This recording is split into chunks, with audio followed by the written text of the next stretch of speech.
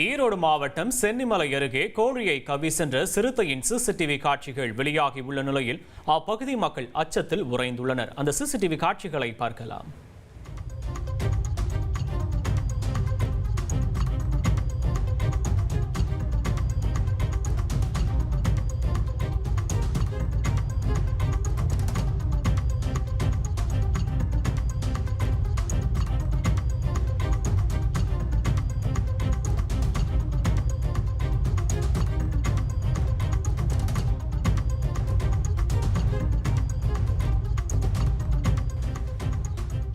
விவரங்களை செய்தியாளர் சதாசிவம் வழங்க கேட்போம். சதாசிவம் வணக்கம். சிறுத்தையை பிடிக்க வனத்துறையினர் நடவடிக்கையை தொடங்கிட்டாங்களா? சதாசிவம், விவரங்கள்.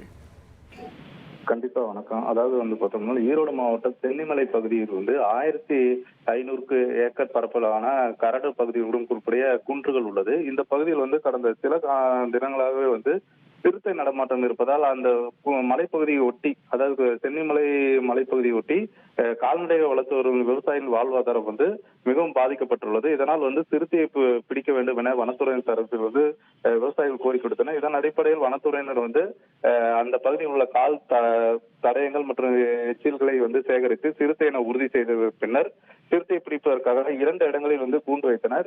இதன் அடிப்படையில் தற்போது சில்லாங்காட்டு வளர்ச்சி பகுதியில் குமாரசாமி என்பவரது தோட்டத்தில் கோழிகளை கவ்வி சென்ற சிறுத்தை குறித்த சிசிடிவி காட்சி தற்போது வெளியாகியுள்ளது.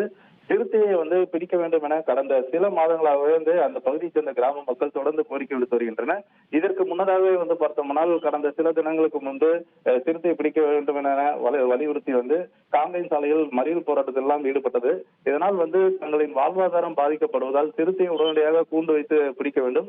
இதற்கு முன்னதாகவே சிறப்பு ட்ரோன்களை பறக்கவிட்டு வனத்துறையினர் சிறுத்தை தேடும் பணியில் ஈடுபட்டாலும் கூண்டுகளிலோ அல்லது வனத்துறை சார்பில் வைக்கப்பட்டுள்ள தானியங்கி கேமராவிலோ இதுவரை சிறுத்தை பதிவாகவில்லை என வனத்துறை தரப்பில் தெரிவிக்கப்பட்டது. இதனால் கடந்த சில மாதங்களாக இந்த பகுதியில் அச்சுறுத்தி வரும் சிறுத்தையை பிடிக்க வேண்டும் என பொதுமக்கள் கோரிக்கை விடுத்தனர். விவரங்களுக்கு நன்றி சதாசிவம்.